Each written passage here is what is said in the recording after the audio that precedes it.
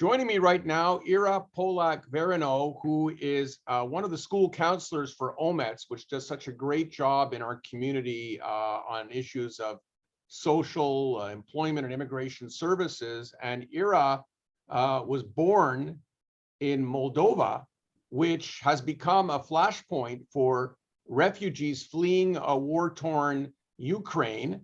And how did it come about, Ira, that you spent 3 weeks, you've just got back in Moldova, assisting the people fleeing, many of the families fleeing what was happening in Ukraine?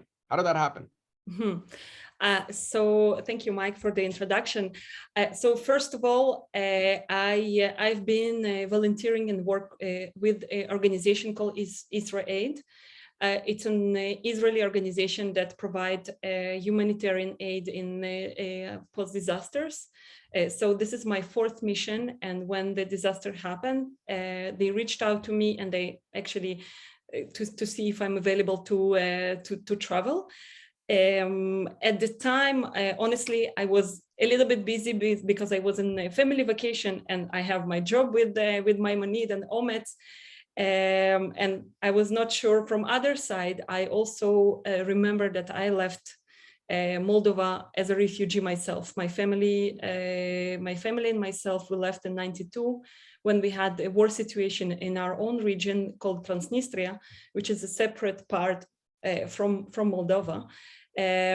We had to leave very much like the families that I met in Moldova from Ukraine. We just did the opposite way. We went from Tiraspol, from my city, to Odessa, where we spent several months, and then we moved to Israel.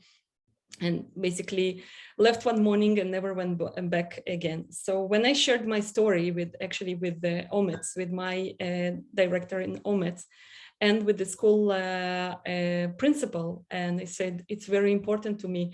They blessed me in this mission, that blessed me in Tikkun Olam, and they said, well, we support you taking this 3 weeks out of your work and going there and helping with whatever you can help. So that's how I took this decision, again, supported by those organizations, and I'm truly grateful for that. So you're a social worker and art therapist by profession, and you're working at École Maimonides in Côte Saint-Luc, where I'm a city councilor. So very proud to have you among our community. I suppose this is also your experience being right in the thick of things, right on the border of Ukraine. This is something that you could share with your students as well. Have you had a chance to talk to any of them about what's going on, because they see it in the news?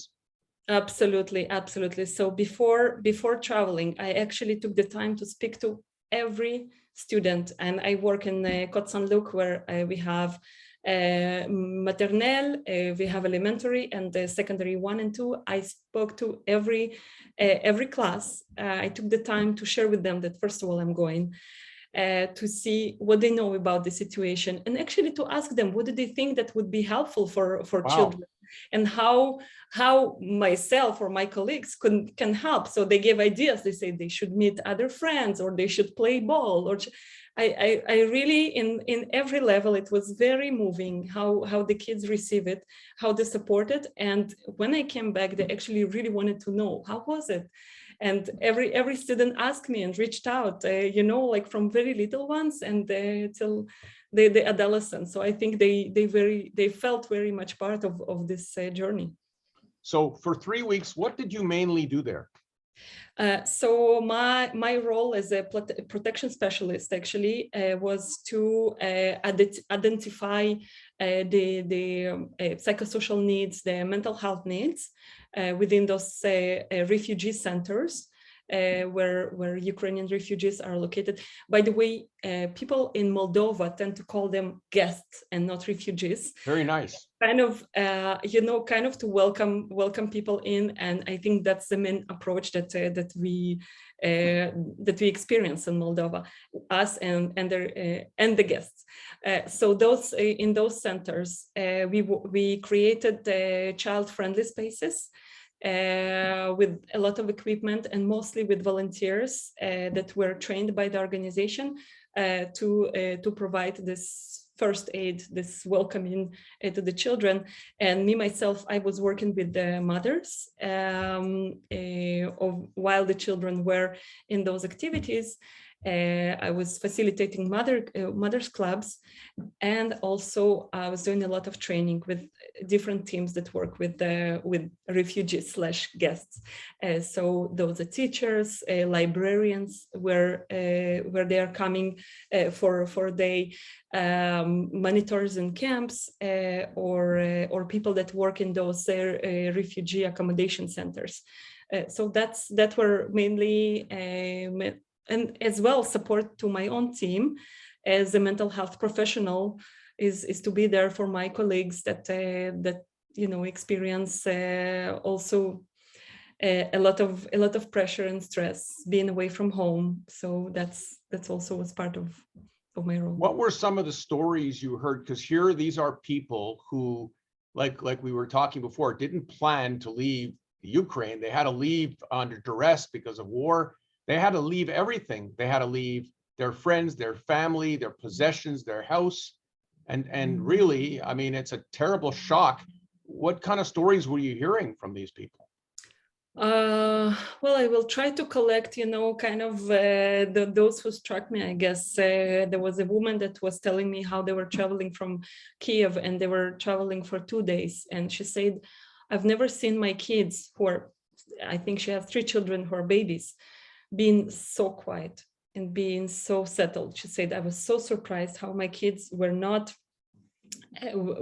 messing around, were sitting quietly in the car. And this is where she said also that I get so scared. If my children experience this war that way, and if this makes them silent, what does it mean? So this is kind of also made her realize how difficult and terrible it is for them. I've seen many drawings that the children made in all those child-friendly spaces. Normally those drawings that they create, they put on the walls. And many of those drawings are portraying some hope and flags. Some of them portray war as is, and some of them portray funerals. Even though maybe those kids have not yet experienced it, they left before, but already they kind of projecting in their minds those events, and that's also heartbreaking, knowing how difficult it is, how children perceive all this situation. I've heard mothers saying, "I'm not allowed to cry, I'm not allowed to feel. I need to hold it for my family." And saying that, she said, I don't know if I need to be here, because from one side I feel supported. I feel that people around me, they understand what I'm going through. I'm talking about Mothers Club.